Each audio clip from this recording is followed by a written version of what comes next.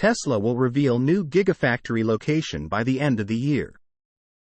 Tesla CEO Elon Musk said during an interview with the Wall Street Journal that the American EV manufacturer will probably reveal the location of its next assembly plant by the end of 2023. Asked which is the most exciting country to build a Tesla plant in right now, Elon Musk replied, "Well, we did make an announcement that Mexico would be our next location outside the US.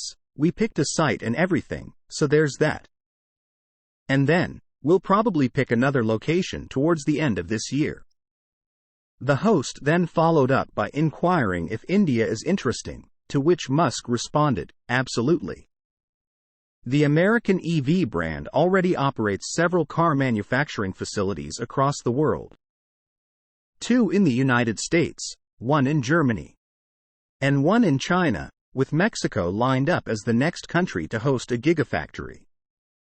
Opening a factory in India would give Tesla access to the country's cheap labor force compared to Western rates, but nothing has been confirmed yet. Musk also met with French government officials, including President Emmanuel Macron, during the country's Choose France summit last week to discuss the possibility of Tesla investing in the Hexagon. During the summit, Musk said that Tesla will invest in the European country at some point, but stopped short of offering details. Currently, the company's Fremont and Shanghai facilities are already working at maximum capacity.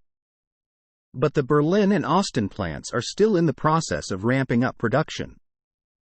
Nevertheless, U.S. registrations saw a 37% spike in the first quarter of 2023.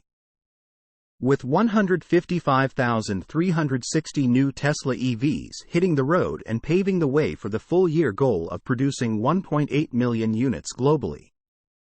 With 4 car-making facilities already live around the world, 1 ready for construction, and another one on the way, it's certainly not a bad look for a company that's just 20 years old, having started back in 2003 at a small facility in San Carlos, California.